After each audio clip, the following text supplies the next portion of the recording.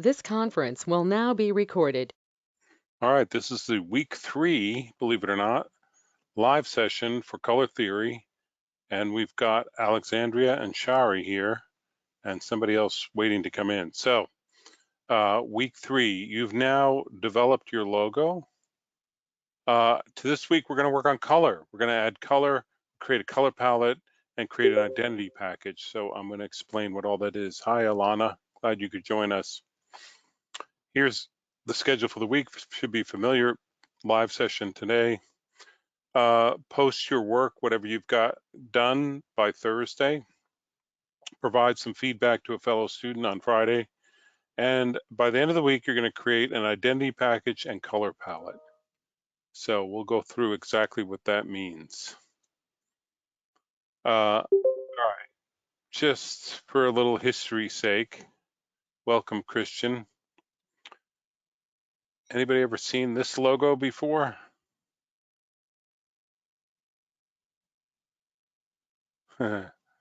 This is the sort of original. I think there might be one version before this, but this is like the original Full Sail logo. It was the company started. He actually worked out of a van, so it kind of makes sense. Um, yeah, it's definitely got the retro feeling, right, Alana?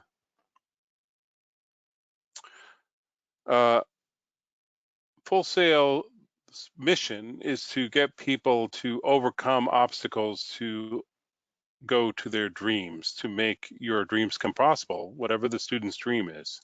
A flying ship sort of does that, right? Because ships don't really fly. A flying ship would overcome every obstacle. So there's some thought behind what this means. Welcome, Heba. So that was the idea here. Now, there's some issues with this logo. First of all, it's incredibly complex. It's more of an illustration than an icon. It's got metallic, it's got outline, it's got 3D, it's got this complex illustration. So functionally, it's not really useful in that respect. So eventually they changed up. They added the airplane. Now, the airplane is more contemporary, so that was part of the idea. This is probably from the 90s, I think. And they've simplified things, right? No more metallic, no more 3D type, but we do have a lot of complexity here. There's like a lot of extra elements. We've got these shapes that are kind of meaningless, and it kind of looks sort of Deco and Miami Vice-like, which I don't think are good associations with the university. But the plane is kind of contemporary, so it's starting to work out a little better. And then they went to this one. Okay, now this one's a lot simpler. We're narrowed down to 2 colors, a sort of gray and a gold color. What's wrong with this one? Anybody have any thoughts?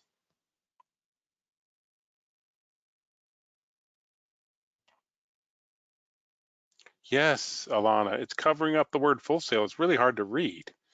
This is what we call a combo mark, where the word and the picture, the icon are all together in one thing. And that's not really what you're doing at this point. So this is where we ended up, what Full Sail has today. And this is what we call the lockup. It has the icon and the logo type. You need to think about what it looks like on a negative, on a dark background. So reversed out and maybe horizontal as well. But if you see this icon logo type setup, that's exactly what you're doing with your own logos. This is the setup that we've asked you to create. The reason this works is because it's just very functional for the web, for different utilization of the icon by itself, type by itself. So it really works, and that's why I'm sort of pushing you to do that. All right, so this week, week 3, you're going to do an identity package and color palette. What's an identity package? Well, it's a business card, letterhead, and envelope. This is traditionally what graphic designers would call an identity package. People still expect this as part of their brand. I just did one for a client a couple weeks ago. The digital, they want a digital letterhead.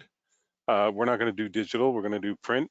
Some people print it as well, envelope and business cards. So those are the elements. This is what you're creating for this week. You're also creating a color palette. And so the two things go hand in hand in that you're creating this identity package that's going to help you figure out what your color palette is. So when we talk about identity, it's really the expression of your brand. So your brand is like an idea, and then you need the expression of the idea. But it could be a lot of different things in the real world, everything from uniforms to vehicle wraps. You know, what does the plane look like? How do people answer the phone? What kind of uniforms do they wear? All this stuff is part of identity. So like if you go to Best Buy, this blue shirt, blue polo with the yellow logo stitched in is part of the identity. You can see it in the signage. It creates a sort of overall consistency that helps people feel comfortable with your brand. So this kind of says what I just said. Here is an example from Pentagram. This is Bobby's Burger Palace. You can see the burger there, right, in the logo. But it sets up a color palette, and the color palette's being used throughout the restaurant, on the signage and all the packaging and on the business card. When you have this kind of consistent color palette and look throughout different elements, it makes people feel like you know what you're doing. You've got confidence. It feels safe. Because people have relationships, you know, with brands the same way they have relationships with people. And if you have a friend who's super inconsistent, you know, is nice one day, mean the next, forgets your birthday, shows up late for lunch, eventually you're not going to be friends with them for very long, right? It could be somebody you love, but you just can't deal with them. And that's how people feel about brands. There's no love. You just, I'm done with you. You're too inconsistent. Here's another brand. This is a company out of Russia, and you can see some signage, printed material, a presentation template, some banners, and some indoor signage. What do these things all have in common?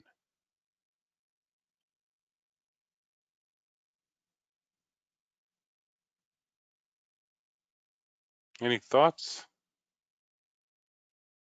As always, if you are in a quiet place, you can turn on your microphone. Christian says marketing, colors and shapes, Alexandria. Yeah, the colors definitely tie it all together, but it's not just color, it's also gradients, right? They're using gradients. They're using this knockout white icon shapes over the gradients. So there starts to become a visual language that's consistent, even though these elements are all completely different in that they have different messages and different purposes. They start to feel like a family resemblance. It's like a brother and sister, you know, they're different ages, different genders, but somehow they feel like they go together. That's what you're looking for. Here's another example, Bespoke Trading Company. So in this case, the sort of muted color ties it all together. The natural elements of the paper, the string, this icon sort of wax seal element, the typography, all these things are consistent even though the elements are different. And that's what you're trying to achieve, a family resemblance, that everything looks like it goes together. You can think of it, one way to think of it is to think of your brand as a person. Like if it was a person, how would they dress? How would they look? If you look at your 10 keywords, that will help you. All these people sort of represent major brands. One of them famously went to prison. Any guesses on which one?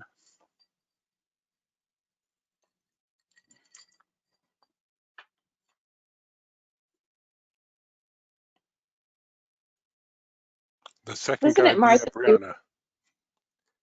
Chris Brown. Yeah, that's not Chris Brown though. That's yeah, Martha Christian. Martha went to jail for insider trading, and yet she bounced back, and she is now a very powerful woman in charge of a billion-dollar media company. Who was just speaking? Was that It was Sherry. Sherry? Thanks. So what were you about to say, Sherry? I said it was Martha Stewart because that's Jay-Z next to her. Yes, correct. Yeah, so the way Martha Stewart has bounced back is by being uber consistent. She just really doesn't talk about her prison experience. She is like your neighbor down the street who makes cupcakes, even though she's a very powerful person. Anybody seen, she's in a show now with Snoop Dogg. The reason that works as an idea is because both Snoop Dogg and Martha Stewart have very clearly and consistently defined brands. A strong, consistent brand works well. Anybody who had a lesser, poorly defined brand would not be able to pair up with either one of those people. So it works well because they are consistent. So as you start to think about your identity package, you're going to think of different areas of visual exploration. So what can I do to brand these elements that I'm creating besides just putting your logo on it? Your logo is a start, but it's not the only thing. So think about nature. Like, are there natural things, textures, patterns, things like that from nature that you could use to enhance all your identity package elements? Textures like wood, stone, all these kind of things. When you start to look at your 10 keywords, you might get some ideas about this, like, is my product kind of rough hewn stone, or is it slick plastic gleaming metal? Patterns. You can create patterns so easily in Illustrator, and it's so much fun.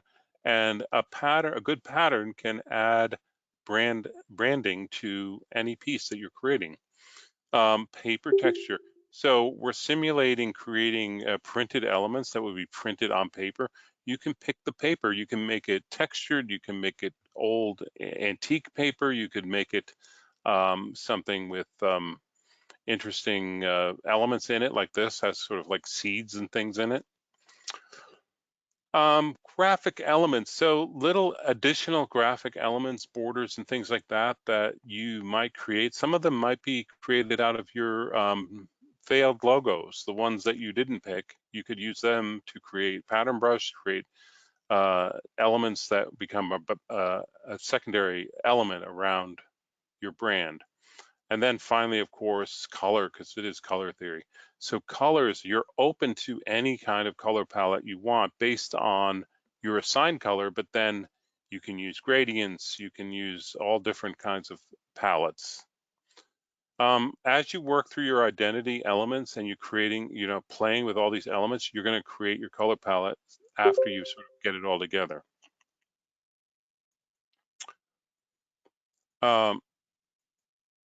Here's an example. This is Lucy's Fried Chicken by Pentagram, Michael Bierut again. This is what we call a word mark, like Coca-Cola. And this is really beautifully executed, nicely proportioned. You can see sort of the distances between everything. It's very carefully thought out. Lucy's Fried Chicken. What's your impression of Lucy's Fried Chicken off the bat? Like, what does this give you? Oh, wait, Shari, you have a question. I want to answer your question. I have a question about the color palette Yes. and creating it. The one color we were given in like our brief, does that need to be like the main color and then everything else is complementary, or is it just kind of a play with it and see what happens? It is supposed to be the sort of showcase color, the key color, and the other color, and it's sort of helping you create your color palette, because if it's just like totally up in the air, it would be challenging. But with that assigned color, you're supposed to find the additional colors that would go with that. Does that make sense? I'm going to go in depth into color palettes in a little bit. So. Yeah, that does. Thank you. All right. So Lucy's Fried Chicken. Tell me, what do you guys think of Lucy Fried Chicken? What's your impression? Would you eat that? It seems more like I don't know, like not like more of like a family type of thing, like maybe a bar type of setting, like a family bar. A family bar. I think that's a unique niche, but it kind of makes sense. Anybody else? Like Buffalo's Wild Wings. That's what it reminds me of. Yeah, this is the neon sign. Now, what do you think? Yeah, like a Vegas slot. Yeah, it has a little bit of Vegas, I think. This girl, the image of this girl is sort of like a pinup. Alexandria says definitely a bar. Um, the pinup and the logo type, to me, they look very retro. Would you agree with that? Yes. Retro. Now, why do you think retro would be a good association for a fried chicken restaurant? Retro is considered to be, fun, and especially in pop culture. It conveys fun and more Yes. kind So of, fun, yeah, yeah, just fun. Christian, you got it. Fun is sort of the key word because fried chicken is not for people who are very serious. Like if you're serious about what you eat, probably not going to eat fried chicken. It's fun. It's a kind of cut loose type of thing. So this sort of hedonistic retro vibe works for fried chicken. Does that make sense? Yeah. Christian, I am so glad you're participating. I really hope that you can find a quiet spot to be in. Alana, you have a question. Yes, you may change.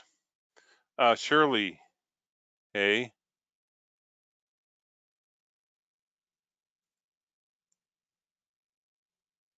Yeah, all right. Alana's saying, yeah, if it's retro, it kind of symbolizes longevity. Yeah, I think that actually sort of feels the same way. Now, it's sort of a little bit of sort of tricking the public because if it's a new brand and you're making it look old, it's sort of like, well, it's not really old, but it looks old.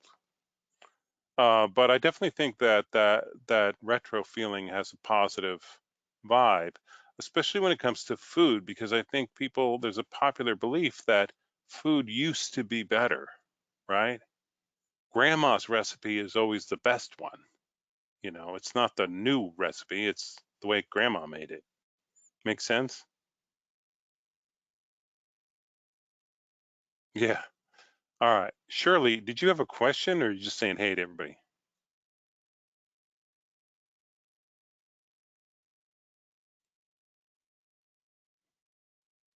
I love the virtual classroom. All right, I'll give you a minute. All right, here's the vibe. So look, they're using this wood texture in the background. It looks like painted wood. That's definitely retro. The typography has a sort of retro look to it as well. They've got this old world kind of engraving picture of a chicken. So they're sort of reinforcing that with these additional elements. It's not just the logo, it's the additional elements they're adding in that help it. Here's Bone Daddy's restaurant. All right, let's pause for a moment for a question from Christian. Yes. Yes. So basically, I just want to know, how do you feel? You ever heard of the app Procreate? Yes.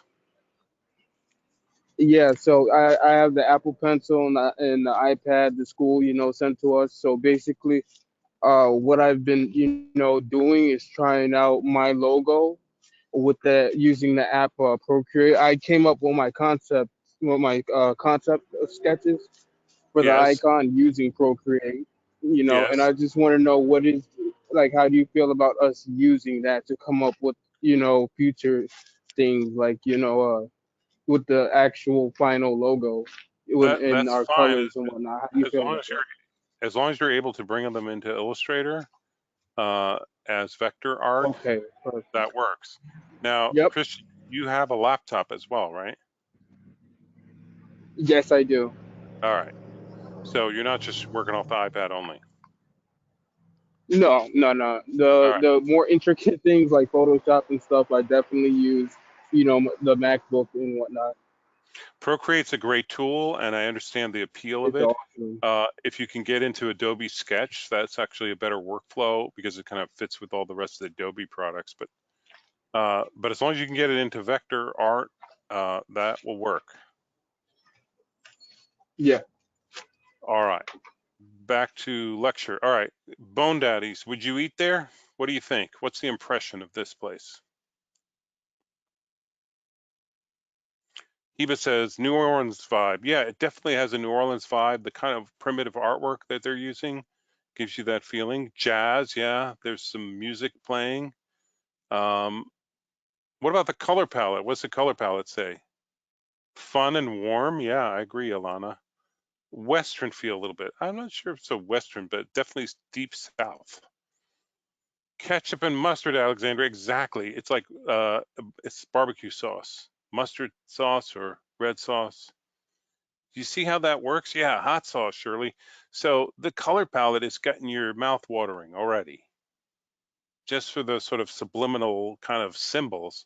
The look is definitely kind of old world, South New Orleans. Yeah, great art, Heba. And so this is not Chili's or Fridays or anything, right? This is like a unique kind of restaurant. So there's an appeal there as well. Make sense?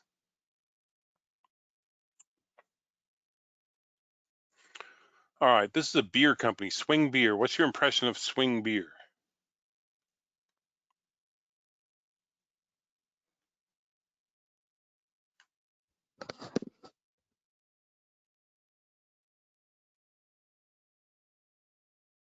I would It say does it seem has fun. that vintage vibe to it. Yeah, Shari, it has a vintage vibe, but it kind of looks like the circus, right? Carnival, Christian said. Yeah, this is well branded, but I feel like it's a wrong brand for beer. It feels like this would be good for like popcorn or something else, or candy apples, or I'm not really sure that this connects with beer for me. All right, here's Kate Peters Photography. Yeah, Ronnie, sounds like the barbershop.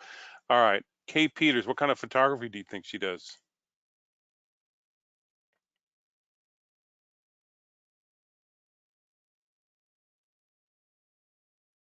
It's kind of hard to tell, right? Yeah, Alana, not sure. So this is well designed, but it's not well branded. So there's a combination. You have to make sure the brand is right, and you have to make sure it's designed well. Those two things and everything comes together for you. And you have to be consistent. All right, let's look some examples. So here's an identity package. This is for an architect. And let's just go through these elements so you see what you're dealing with. So first of all, letterhead. Letterhead is essentially a frame for a letter. Don't put a lot of stuff in the middle because that's where the letter's going to go. The logo is the hero, or hierarchy-wise, that's the key thing, right? So you work really hard on your logo, show it off. The additional information that's necessary, like return address, is out of the way and neatly designed and organized. In this case, they did a flood color on the back of the page. You can see the back page here, which is very elegant and nice and distinctive.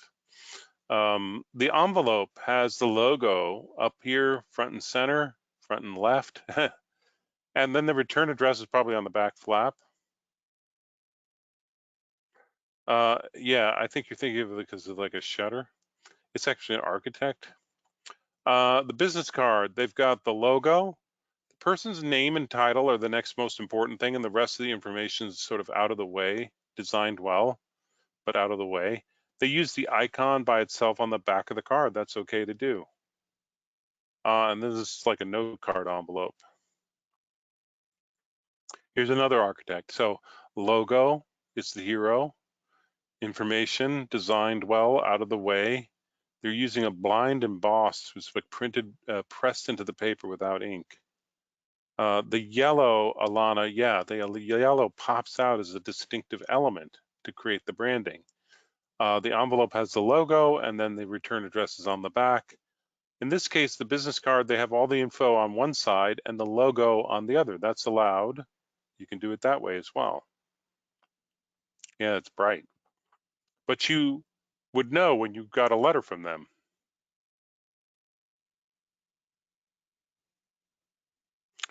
All right, Shirley, you're asking, your question is, what do you mean by replace to stock type on cards?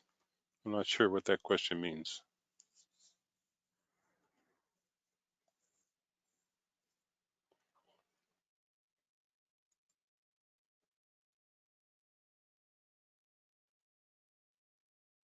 I give you feedback on cards?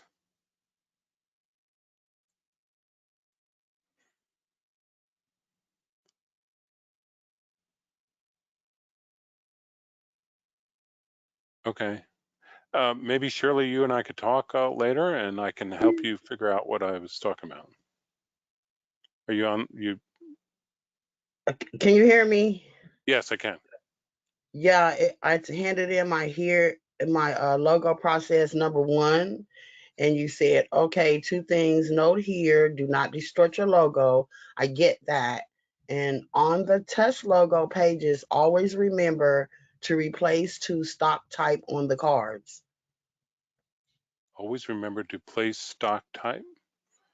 I don't recall saying that. I don't really understand what that means, but when you do your business cards, you're gonna like create, you're gonna use a font that's yours for that. Is this Professor Penna's feedback? Yeah, Matthew Pena. Penna, Pena. yeah. Pena. Oh, it's from Matthew Pena. Oh, okay. So I'm sure he had a good point, and then you should contact him and ask him what he meant, and he'll be Okay. glad to explain to you. Okay. All right. Thanks. All right. All right, just some more examples. Lucky Bucket, they've got this sort of wax seal element, the bright orange flap on the envelope, so it sort of creates a look. There's a ribbon element. This is another retro kind of look. Here is Motion 504.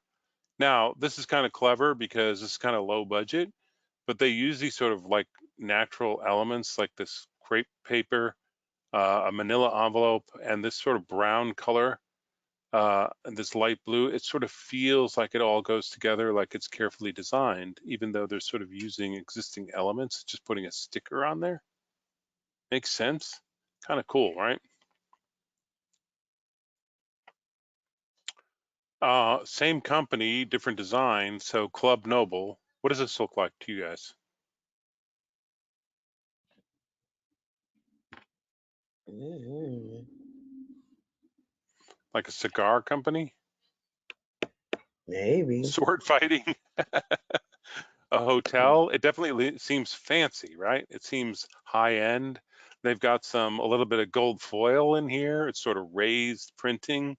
They put this very subtle border around the edge in a pattern that's quite nice. So it all starts to feel very fancy. Yeah, like a wine label, vintage, maybe a beer beverage, yeah.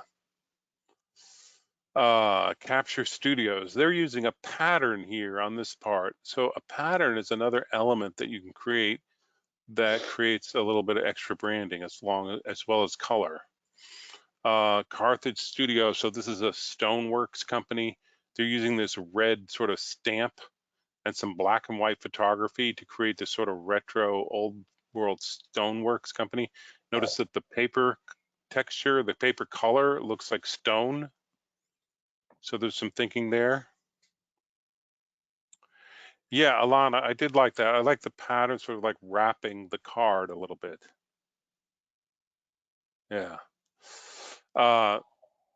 Here's a dentist. What do you think of the dentist?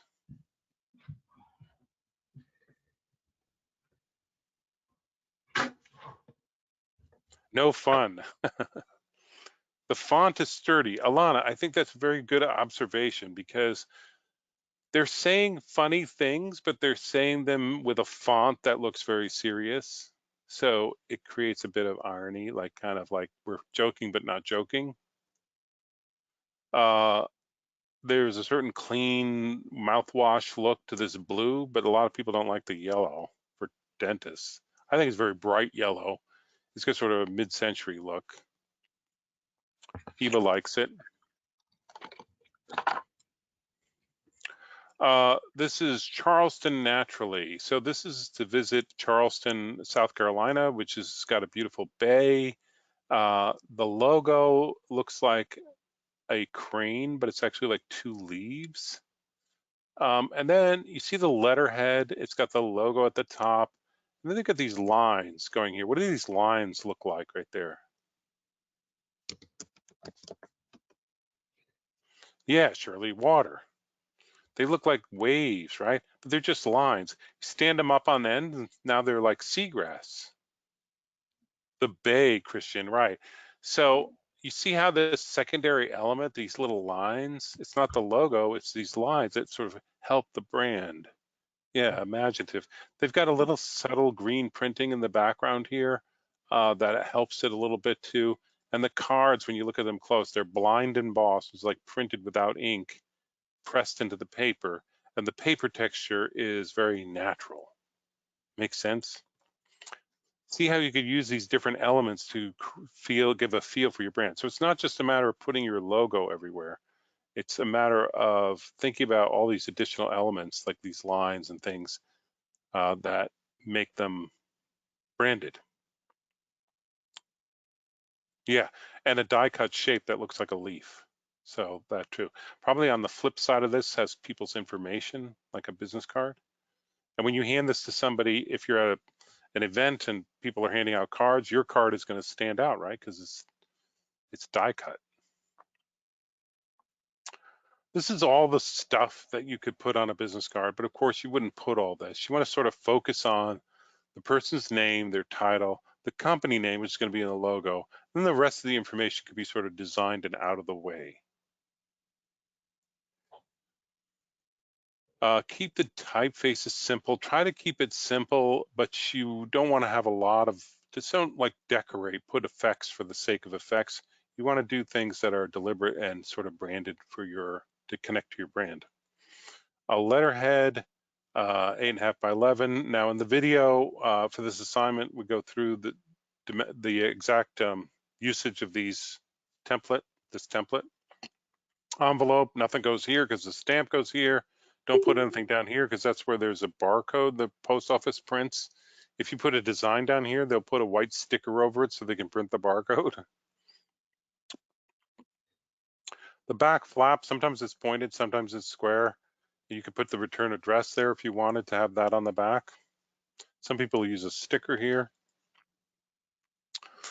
Envelope and letterhead, usually the logo, the address. You need the address of your company there. Phone number, the web address. The envelope will get the logo and the address, maybe the web address. This is the template that you're going to be using. Now, when you look at this template, there's a video that shows you how to use this, but it's got 3 lines representing the safety, which is like the margin, the cut line, the trim, and then the bleed, which is if something goes to the edge, it has to go out past the edge where it cuts. This template is really useful, and you should keep this because you will use it throughout your career. I currently use this. I didn't create this. My pal Omar, our studio artist on campus, created this, and it's pretty useful for creating identity package. All right, let's talk about color palettes. So what you're going to do is you're going to design your identity package. You're going to play with colors. You're going to use your assigned color and throw in some different colors and make a big mess, create a lot of different options. And then finally, you're going to sort of settle down and pick the colors. Now, this page in your presentation template is called, I think it's called Color Palette, but it really is a color exploratory. So all you're doing in this is putting your existing color, your required color here, and seeing what kind of color relationships it has. You are not dictated a color palette out of this. This is just a starter to sort of get your thinking going. Ultimately, you're going to pick a color palette and put it into this page. And you're going to have the PMS, the Pantone number, the CMYK formula, and the RGB formula. Now, very important, start at the bottom, work up to the top. Pantone has the least number of colors, then comes CMYK, and then RGB. RGB has the most. If you start at the top, you get down here and you don't have a color that matches. So you start at the bottom, work up. Now, your assigned color goes in the first slot. Then you have 4 teammates, 4 other colors to go with it. If you look at this is a student color palette, there's a strategy here, right? So there's this blue, and this is sort of an orangey yellow, which is like the complement. Here's a darker shade of the complement and an even darker shade. And here's a dark shade of the original. So you're thinking through sort of the strategy of how these colors work together. And by working on the identity package first and designing it, you'll figure out what colors you need. It's like maybe I need a really light color to go behind things. And I need some dark colors for edges and borders and patterns and things. Yes, Alana, you can pick whatever colors you want as long as they work. Your assigned color and 4 others. You're picking the 4 others. This is really just an exploratory to sort of give you some ideas, and then you can ignore it completely if you want. All right, now you must have 5 colors in your palette,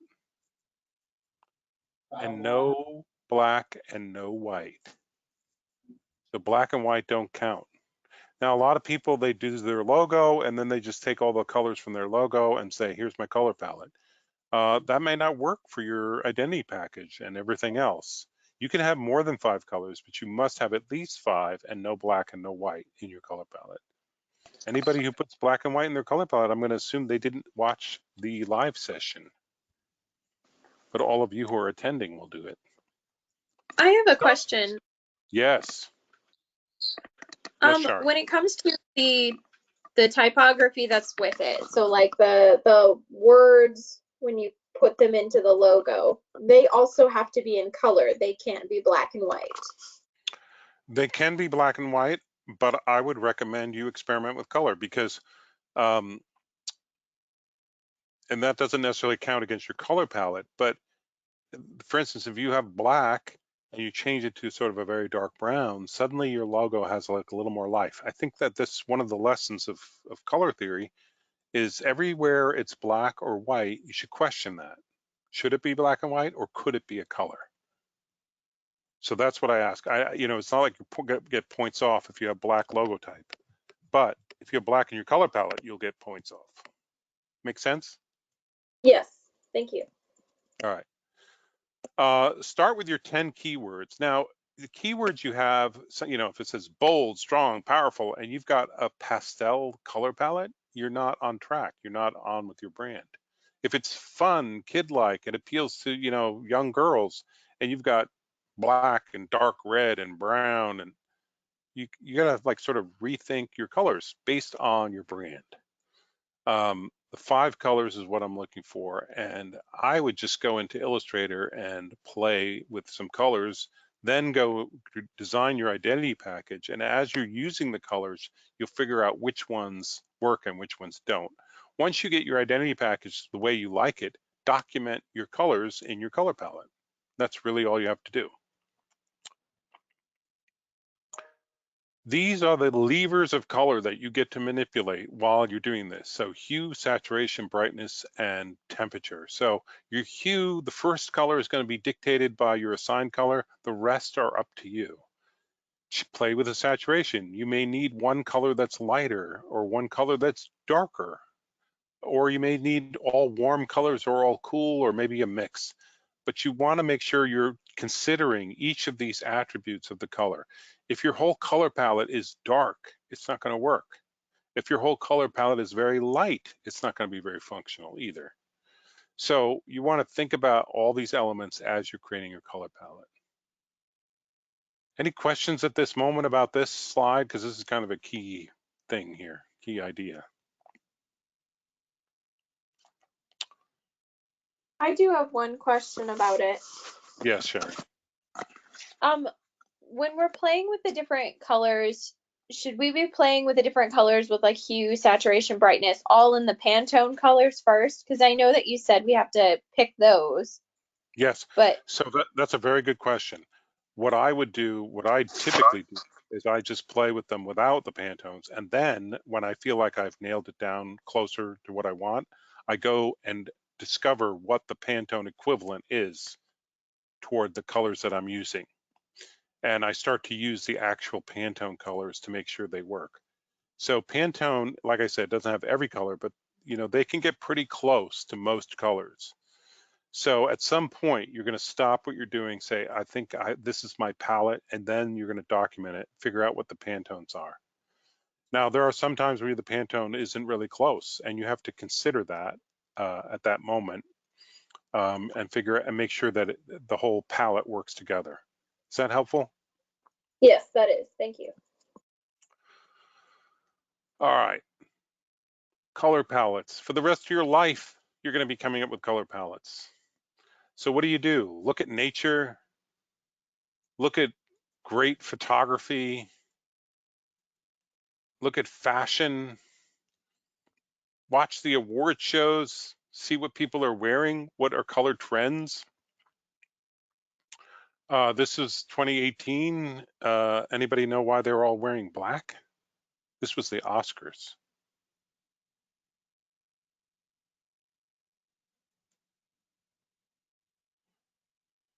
It was part of the Time's Up movement, solidarity. Now, it is Hollywood, so there's some bling here, some metallics and stuff. But then last year, 2019, this is the Golden Globes, more colors back, some dark colors.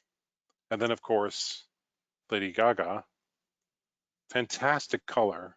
And I swear they figured out what is going to pop off the red carpet more than anything else. So as a designer, you're going to be looking at all this stuff with a critical eye and saying, what are people doing and why are they doing it? Matisse, master of color, fantastic impressionist painter. When I put colors together, they have to join a living chord, like a musical chord or harmony. So if you think of it that way, the 5 colors you're using for your palette are like a chord, like a musical chord. They work in harmony together to create a bigger sound than just one note. And here's some examples of Matisse's work. He loved color, was a prolific artist, did amazing things. Anybody ever seen this painting before? Very different look. Yes, Alexandria, because you live in Pennsylvania. And there's a museum in Pennsylvania dedicated to this artist. Here to elaborate?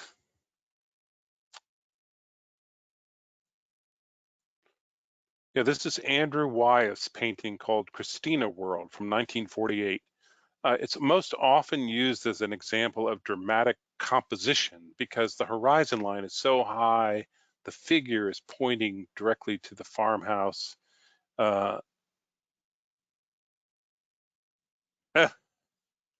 You paint, oh yeah.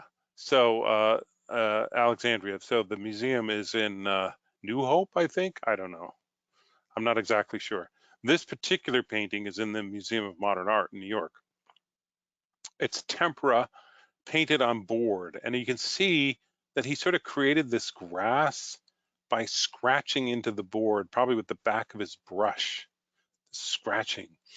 But so this is different than Matisse. It's a very sort of winter dead grass feeling, right? But I want you to look at this grass again and see the color, the amazing richness of the color throughout this painting. There's orange, blue, green, yellow, turquoise, all mixed into that grass. The overall feeling creates that winter grass feeling, but there's so much color at work here. Even her pink dress, sort of washed out pink. Kind of amazing painting. So if you live near New York City and you can go to the Museum of Modern Art, look for this painting. This is a painting by Albrecht Bierstadt, who was part of what they call the Hudson River School that created this sort of luminance light. This is from the 1800s, from the mid 19th century. And at the time, you know, before electric lights, people thought these were kind of amazing paintings. They seemed to glow. He was a German immigrant who came to America and painted these amazing realist paintings of the American West. The canvases are like 15 feet tall. They're kind of amazing. And it sort of spurred people on to settle the west of the continent. This is another one by Bierstadt. It's the domes of Yosemite, and it really looks like that. There's photos of Yosemite. They used it. It was one of the operating systems. The reflection on the water. This one, yes. So much more artistry and beauty in here than typical paintings that you'd see. So Bierstadt's another kind of amazing example. So when you start to look at classical paintings, you'll see more and more. This is Gauguin.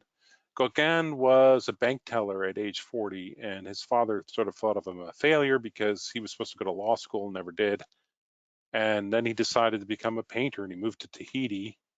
He did these amazing paintings full of color, full of volume and life in these figures. They feel very solid. But look at these floorboards. So this is like wood decking, but a lot of bounce light around from underneath the decking. Turquoise, orange, pink, green, a little bit of blue. All this color, rich color, sort of brings it to life. The foot has green on it, but it all sort of makes sense in a certain way. He was part of a movement that really emphasized the color, the pops of color. You can see that in his work. This is mangoes. Mangoes are the greatest thing to paint because they go from red to green, which is complementary colors, yet somehow they have this natural feeling. So what can you do for inspiration? From this moment on, as a color design graphic design student, you will be looking at color all the time and seeing what it does, what people are doing with it, what works, what you like, what you don't like. Video games, movies, award shows, like I said, on the web, everywhere, in other people's work. Be looking at color palettes. 5 colors we talked about. Think of them as a family. They work together. Which ones stand out? Which ones play back, stay back? You want to make sure your assigned color is the hero. Hierarchy in design. We always think about hierarchy as being the biggest thing on the page, but when it comes to color, it could be the smallest thing. This is the work of Jessica Hische, fantastic type designer. She's creating a focal point with just color.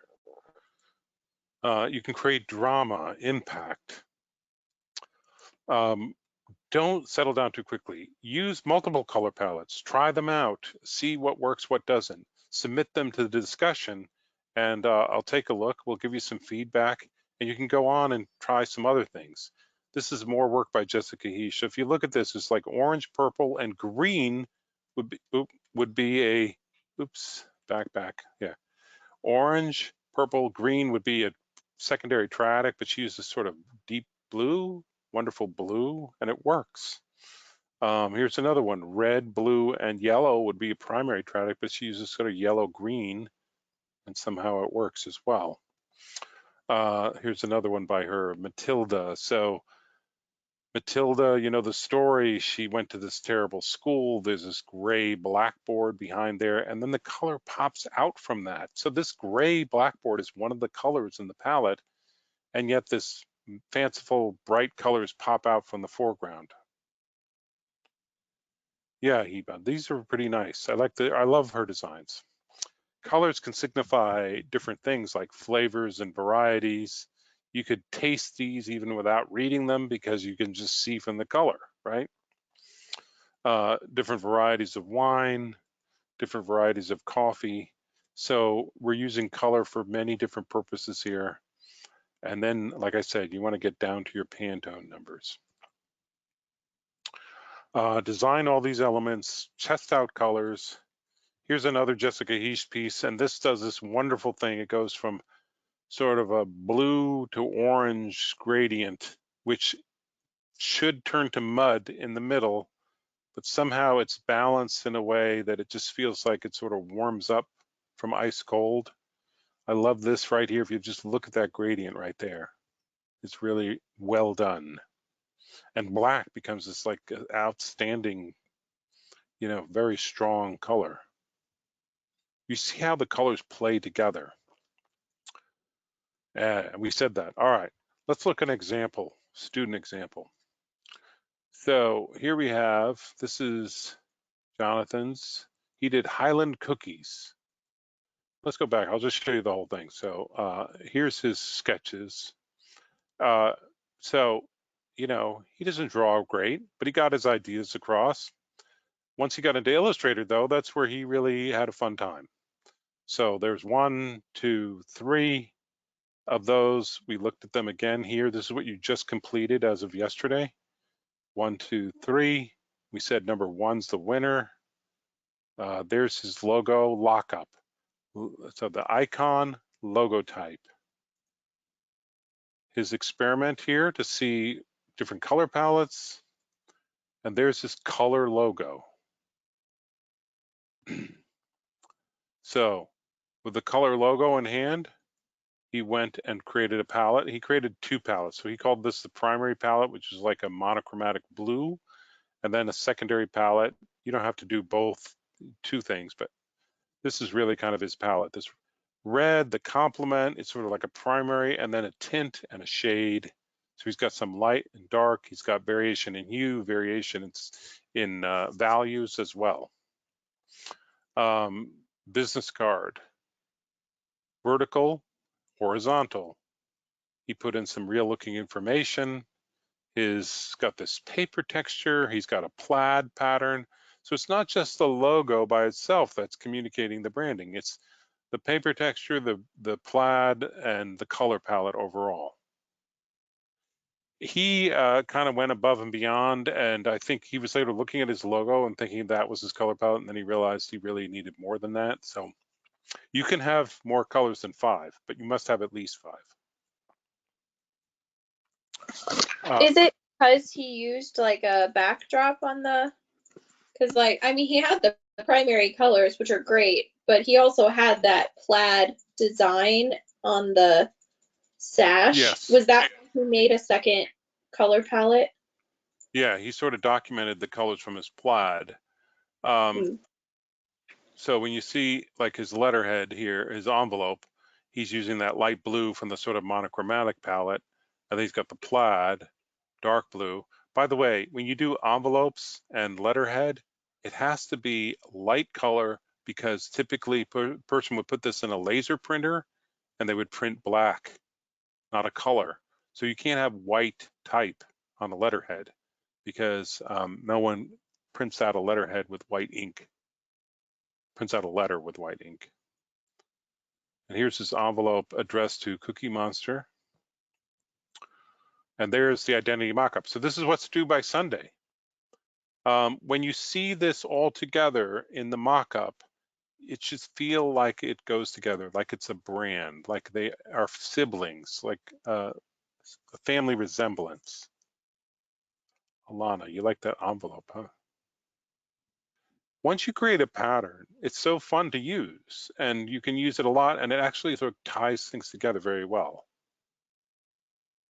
Does everybody know how to make a pattern in Illustrator? Should I demo that in the last 3 minutes? Yeah, you just drag whatever it is into the swatches and it creates a pattern. All right, I'm getting a couple of requests, so I'm gonna just do it quick.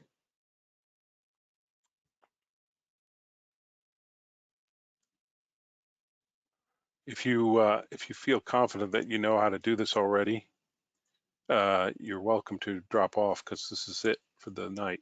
Let's see, let's do a letter. Now, I want to show you a couple of things. So let's just make an ellipse. I'll make a circle. And then I'm just going to grab the tip here and I'm going to make it into this kind of shape, almost like a petal. I'm going to squish it together. And then instead of a white fill, I want a color. We'll do like a light green, and I don't want a stroke on it. So I'm sort of creating an element that I want to use for my pattern now.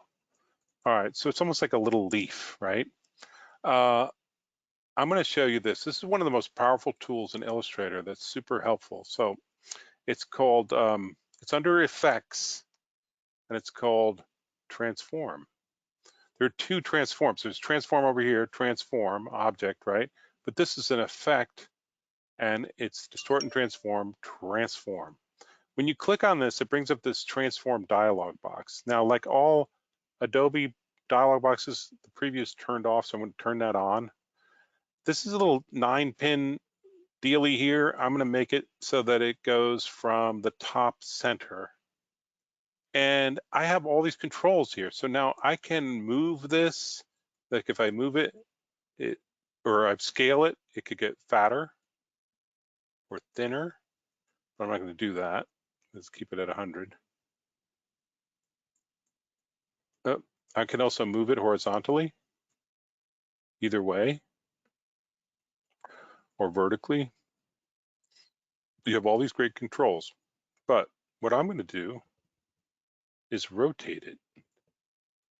And let's say, let's see, an 18 degrees, and I'm going to hit copy. See what it does? I just made the BP logo. I don't think that's right. So let's see. Let's go back, and instead of 18, let's double it to 36. And look at that. I created a little flower, sort of. So now, because of the transform effect, there's only one shape here, but it is in effect creating that whole thing, right? So if I wanted, I'm going to option drag this over here. So if I wanted to expand this right now, object expand appearance, now it's all individual shapes. I'm actually going to go to my Pathfinder and hit merge, and that unites it all into one shape. Now, because I'm making a nice little flower here, I'm going to make a little center bud center in yellow. Oops, cancel. And I'm going to put that not dead center, let's offset it a little bit for fun, like that. All right, now I've got this shape. I'm actually going to shrink it down a little bit here, and I'm going to open my swatches and just drag it in. So I dragged it into my swatches. Now you see that little swatch there. It's called New Pattern Swatch, which is not a great name.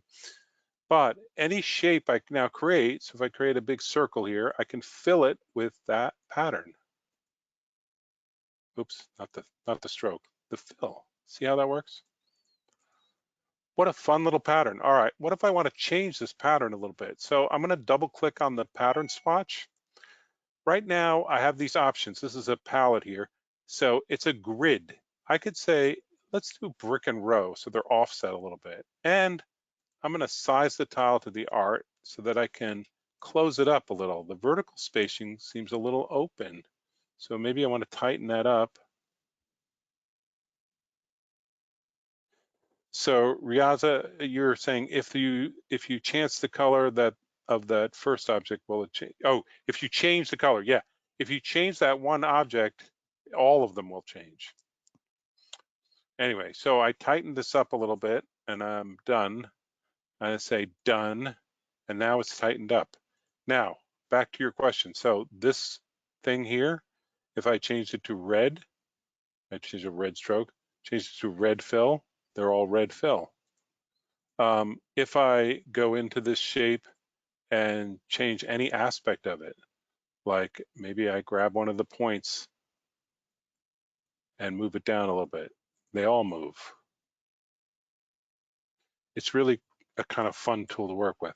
All right, so there's my pattern. Now, thing about patterns, this is what I would call a high contrast pattern. It's got a white background, a sort of a dark green in the foreground. So it's high contrast. So if I tried to put logo type or something on top of this, it wouldn't work really well. What I could do, I'm going to copy this, Command C, and change the fill to just a solid yellow. Fill. And Command F, paste in front. So now it's a little less contrasty. That green is still pretty dark though. So maybe I'll go in here and I'll select my original green object, and I'm going to go into the color picker, go to my HSB, and I'm going to make it brighter, lighter, maybe desaturate it a bit too. So it's lighter like that. All right. Done. Now I could put type in front of this and it would read.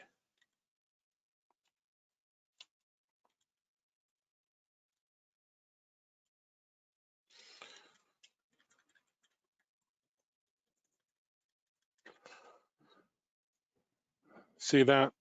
It works. I need a better font.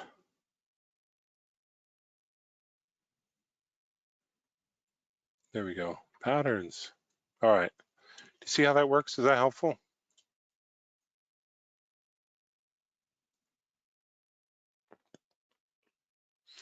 All right. Now your challenge is to do amazing work and blow me away by Thursday. All right, guys. It's 8:01. I am going to close off the recording.